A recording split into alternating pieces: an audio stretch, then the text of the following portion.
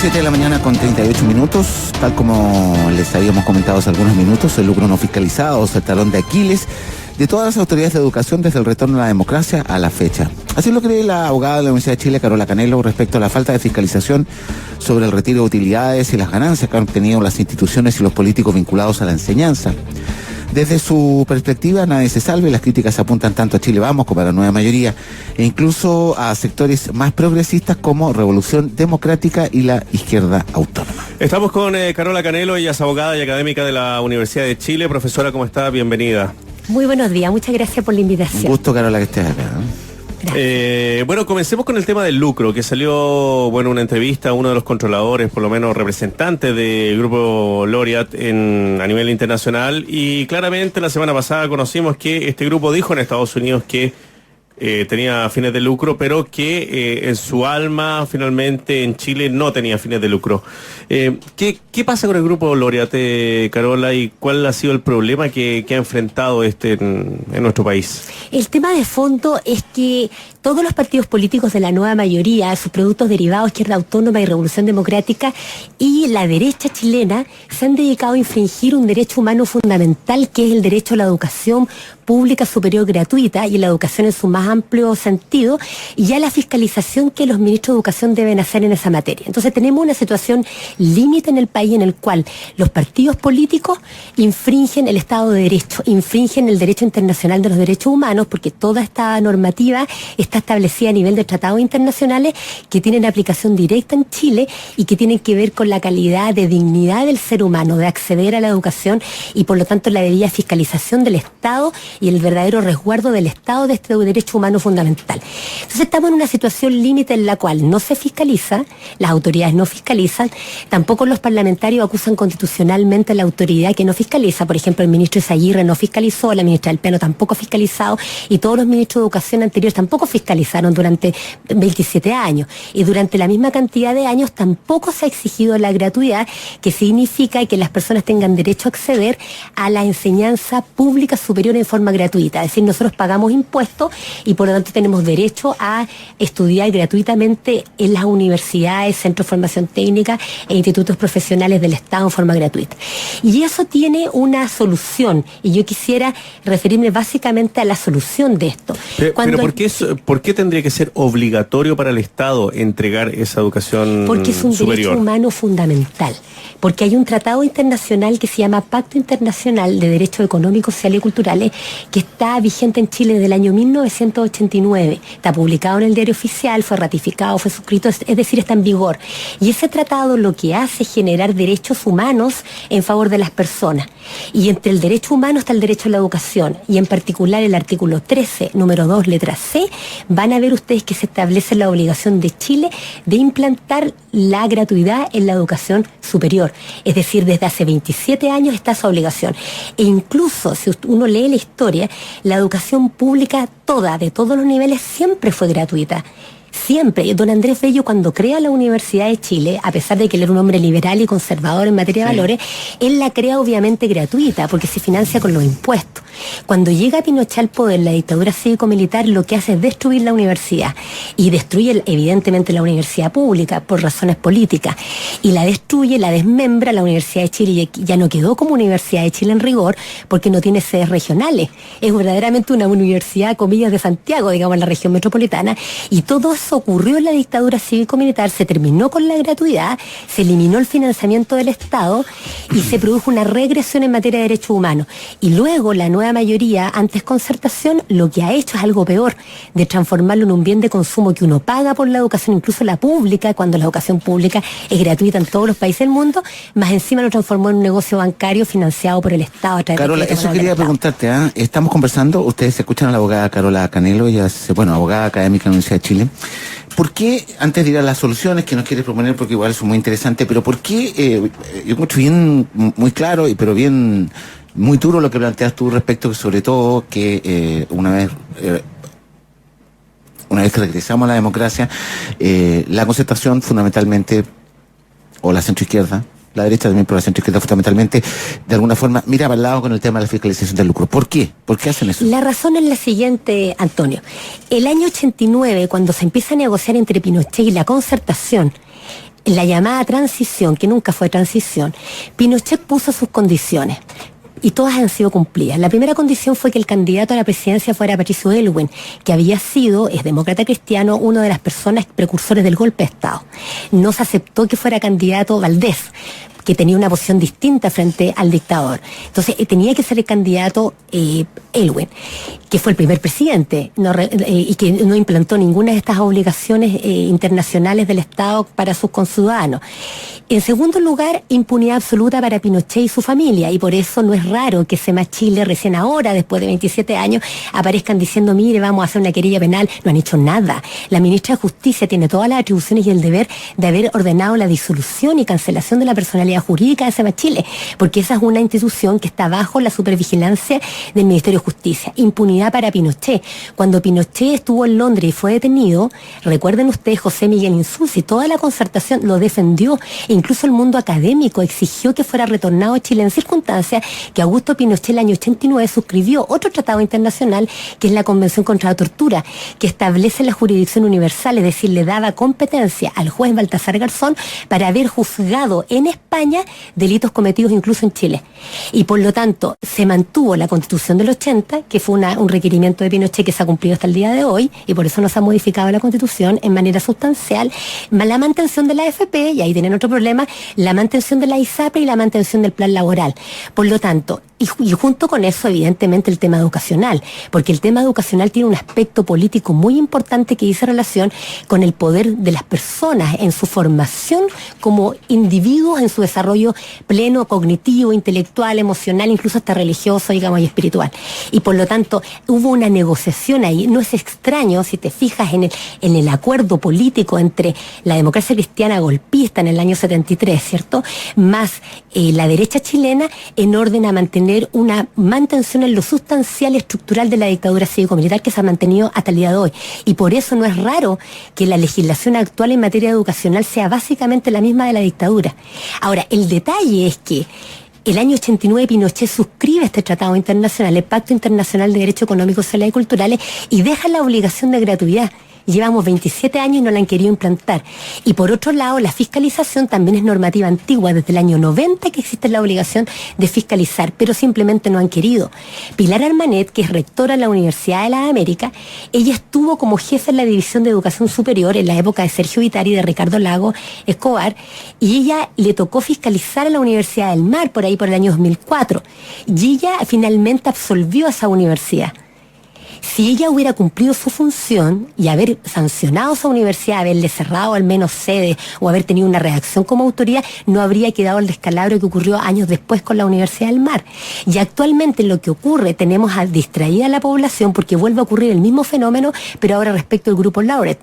Cuando todo el mundo sabe, incluso la propia señora Pilar Armanet, que es rectora actualmente de la Universidad de las Américas, ella misma declaró ante el Congreso Nacional, cuando hubo discusión sobre el lucro, de que habían formas de burlar el lucro en la forma en que operaban las universidades. Es decir, ella como autoridad conoce la forma en que las universidades han hecho esto. Ahora, la responsabilidad es de la autoridad, porque los particulares, cuando vienen a invertir o a realizar una actividad acá, actúan conforme a un ordenamiento jurídico, y si la autoridad no fiscaliza, eso es responsabilidad de la autoridad. Por eso es inaceptable lo que ha hecho la ministra del Piano, de pretender distraer, digamos, de aparecer ella como que fuera una gran defensora del derecho a la educación, cuando en realidad ha actuado con una negligencia inexcusable, y ella es acusable constitucionalmente, igual que la presidenta de la República, porque esto es una responsabilidad de ambas autoridades. La ministra de Educación no quiere fiscalizar, cuando está autorizada por ley y obligada a fiscalizar. Eso lo pueden leer en el decreto con fuerza de ley número 2 de julio del año 2010, que contiene normas no derogadas vigentes del año 90 a la fecha. Está obligada, artículo 64. O sea, existe el marco, digamos. Pero absolutamente, o sea, el marco jurídico existe. Aquí lo que vemos es un conglomerado político que infringe el derecho internacional de los derechos humanos, infringe la institucionalidad, infringe el Estado de Derecho, y por eso la situación es tan grave que la solución a este problema, y no veo otra, la única solución pacífica y que depende de los estudiantes y sus familias, es que ellos dejen de pagar. ¿Por qué? Porque si ustedes se fijan, desde hace varios años que están haciendo movilizaciones, paros, tomas, ¿qué resultado ha tenido eso? Ninguno. Recientemente hubo una movilización en materia no más AFP. ¿Qué solución concreta a eso? Sale en la prensa la presidenta Bachelet con más AFP. aumentando las cotizaciones, que con la idea de una FP estatal, e incluso pretende aumentar la edad de jubilación de las mujeres. Después se contradijo con el vocero de gobierno. Eso significaría el aumentar la cotización de las mujeres y aumentar de los trabajadores y aumentar la edad de jubilación de las mujeres, significaría atentar contra un derecho social, que es la seguridad social, respecto al cual no puede haber regresión. Es decir, tenemos un Estado que es infractor. Y esto se debe no a una crisis de las instituciones, porque las instituciones son abstractas, son normas jurídicas al principio, a una crisis de personas con nombre y apellido, como Michelle Bachelet, como Pilar Armanet, como Carlos Peña, Joaquín Brunner, Sergio Vitar, Ricardo Lagos. Uno puede identificar con Patricio Erwin en su momento, con nombre y apellido, aquellas personas que han colaborado a transformar esto en una verdadera violación sistemática a un derecho humano fundamental. Por lo tanto, los estudiantes y sus familias, en una situación como esta de atropello fundamental, tienen todo el derecho a dejar de pagar. ¿Y qué va a ocurrir si dejan de pagar? Lo que va a ocurrir, y esto es sabido por los abogados que nos dedicamos a temas judiciales, por ejemplo, si una compañía telefónica se dejara de pagar durante 3 o 4 meses, es posible que una compañía como esa puede quebrar incluso. Si se deja de pagar los aranceles universitarios, crédito con aval del Estado, el Fondo Solidario, lo que va a ocurrir es que los acreedores de la educación, léase, universidades públicas, privadas, centros de formación técnica, institutos profesionales, y el Estado que ha comprado el CAE, o sea, miren el negocio del Estado que ha comprado el CAE con un recargo del 69%. O sea, hay una gran cantidad de personas que están endeudadas con el acreedor Estado, cuando el acreedor al mismo tiempo es un deudor. El Estado es al mismo tiempo un deudor porque está obligado a proveer educación pública gratuita y de calidad. Entonces, ¿qué ocurre? Van a tener que en 3 o 4 meses, yo dudo que tengan la capacidad de trabajo, porque van a tener que contratar muchos abogados para poder demandar los pagarés y el cumplimiento de esas obligaciones, van a llenar al Poder Judicial de demandas de cobro y posiblemente van a tener que reunir los pagarés, digamos, hacer un trabajo muy lento, y es muy caro porque notificar a cada persona es alrededor de 20.000 pesos. Por lo tanto, si cada persona notifican 2 veces para efecto de, si no la encuentran, son 40.000 pesos, son miles de millones de pesos en gasto judicial. Los deudores de la educación, los estudiantes y sus familias van a tener el derecho de oponerse y pueden defenderse, y al mismo tiempo de eso tienen derecho los estudiantes a demandar al Estado por su incumplimiento de este derecho humano fundamental. Carola, en todo caso, estamos conversando con Carola Canelo, abogada académica de la Universidad de Chile. Hay mucha gente escribiendo, Carola, te quiero contar. Excelente. Es un tema que nos interesa a todos. Ahora, la gente porque tú propones ya derechamente dejar de pagar, ¿cierto? Evidentemente, ya. Sí. La gente que no lo ha hecho voluntariamente, sino que no ha podido, igual lo va a saber tomar. Porque no han tenido defensa judicial. El dejar de pagar, el llamado que yo hago a dejar de pagar, es un llamado, pero con asesoría jurídica. Es decir, y eso lo vamos a organizar, eso lo vamos a hacer y lo vamos a organizar. Y esto yo lo vengo planteando hace un tiempo, ya incluso lo he planteado hasta la autoridad universitaria dentro de la Universidad de Chile, porque la situación ya es escandalosa, no es aceptada. Hay una jerarquía de normas aquí. Las normas más importantes son las de derechos humanos. Y por lo tanto, la ley de crédito con aval del Estado y toda la legislación más abajo, digamos, no puede estar por sobre un derecho humano fundamental. Por lo tanto, los sujetos tienen todo el derecho a cuidar su dignidad. Ahora, hay que hacerlo en forma organizada a nivel nacional, y de hecho se va a elaborar y vamos a estar con los auditores prontamente en contacto para efectos de organizar esto a nivel nacional. Creo que es la única forma, la de no pagar, generar una especie de detención del sistema de cobro, y por otro lado un sistema de demanda judicial contra el Estado. Es la única forma real y efectiva de que los estudiantes y sus familias puedan tener algún grado de poder político, porque ¿saben lo que ocurre actualmente? ¿Qué poder político tienen los millones de personas que reclaman? Yo les pregunto en términos concretos, ¿cuál es el poder político? Ninguno. Cero, si no lo llevaron ni a la reunión a la moneda para analizar el tema de la AFP. Exactamente, es una burla. Entonces, por lo tanto, no hay ningún. Entonces, yo creo de que si hacemos el tema del no pago, si demandamos judicialmente, yo les aseguro, es muy caro para los acreedores de la educación demandar, es muy caro. Van a tener problemas en el tema del financiamiento. En este minuto las autoridades políticas están muy tranquilas porque están recibiendo sus sueldos mensuales millonarios tranquilamente, lo mismo los diputados y los senadores, y lo mismo los rectores de universidades y los académicos militantes que tenemos dentro de las universidades, que han perdido completamente el pensamiento crítico. Nosotros hemos llegado a una situación tan grave en que en las universidades, incluida la Universidad de Chile, se ha perdido el pensamiento crítico. Saben ustedes que el rector de la universidad se ha negado, a pesar de que yo desde el 2011 vengo reclamando esto, se ha negado a que la Universidad de Chile elabore el proyecto de ley de gratuidad, y tiene a los académicos, a los funcionarios y a los estudiantes entretenidos con la supuesta discusión del proyecto de reforma del gobierno, que es un desastre, que no establece la gratuidad, que lo que hace es quitar las atribuciones de fiscalización del ministro de Educación y se las quiere entregar a una superintendencia. O sea, una superintendencia no es más inútil, digamos, en Chile que una superintendencia. Tú tienes un problema y la superintendencia no te ayuda en nada. Profesora Canelo, Carola Canelo, abogada y académica de la Universidad de Chile, ¿cómo entiende usted que dentro de la gratuidad se empiece a incluir a las universidades privadas? Porque desde que uno estaba en la universidad y se discutía el tema de la gratuidad, siempre se pensó en las universidades públicas dentro del CRUCH, finalmente, o también la del Estado. ¿Por qué cree que ahora el gobierno ha insistido también en las privadas? Esto tiene una razón de tipo electoral. Esto es muy rasca, digamos, a un nivel bastante bajo a nivel intelectual. Lo que ocurre con el gobierno es que ellos buscan una cuestión de carácter electoral, y por lo tanto es importante tener en claro que la mayor parte de las universidades privadas en Chile tienen atrás conglomerados políticos que son los mismos que financian las campañas políticas, y por lo tanto, y además están vinculados los bancos con el crédito con aval del Estado, y nosotros sabemos que los bancos forman parte a su vez de grupos económicos que también financian a la nueva mayoría, los productos derivados, digamos, y la derecha chilena. Por lo tanto, lo que se hace es entregar el dinero a las universidades privadas con esa finalidad, con la finalidad electoral, de que esas mismas grupos económicos después apoyen a los nuevos gobiernos de la mayoría o la derecha. Incluso yo le digo a mis estudiantes en la universidad, a los estudiantes que son de derecha, les digo, pero ¿y para qué estar en esos partidos de derecha si la derecha para eso tiene la nueva mayoría? O sea, no hay nada más eficiente para la derecha chilena que tener una nueva mayoría.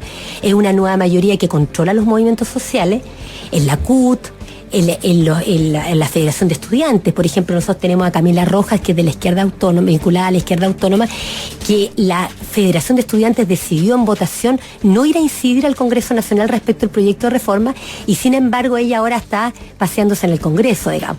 Me imagino que con alguna finalidad, algún cargo de diputado, pero la verdad es que eso no va a resolver el problema de la sociedad, y por lo tanto lo que se debe hacer es derechamente estar conscientes del problema, porque teniendo conciencia del problema uno puede tener conciencia de la solución. Bien, faltan 5 minutos para las 8 de la noche, de la tarde, de la mañana, perdón. Déjame decirte que ha escrito mucha gente al programa. Jacob, por ejemplo, dice, ¿por qué tú no has iniciado las acciones legales que sugieres? Las he iniciado. Yeah. Sí, la respuesta es que ya las inicié. El año pasado, Jacob, interpusimos un recurso de protección ante la Corte de Apelaciones respectiva para que obligara a la presidenta Bachelet a hacer el proyecto de ley. Porque aquí hay algo muy importante que la ciudadanía tiene que saber. La presidenta de la República es la obligada por este tratado internacional y por el ordenamiento jurídico interno a hacer el proyecto de ley para implantar la gratuidad. El cargo presidente de la República es el relevante aquí. Por lo tanto, los ciudadanos, aparte de dejar de pagar, los ciudadanos es muy importante que decidan quién va a ser el nuevo presidente o presidenta de la República, porque esa es la autoridad que decide y la que puede enviar el proyecto de ley, porque en Chile tenemos un sistema hasta la fecha de carácter presidencial. Todo lo que requiera aumento de financiamiento estatal supone un proyecto de ley del presidente o de la presidenta de la República.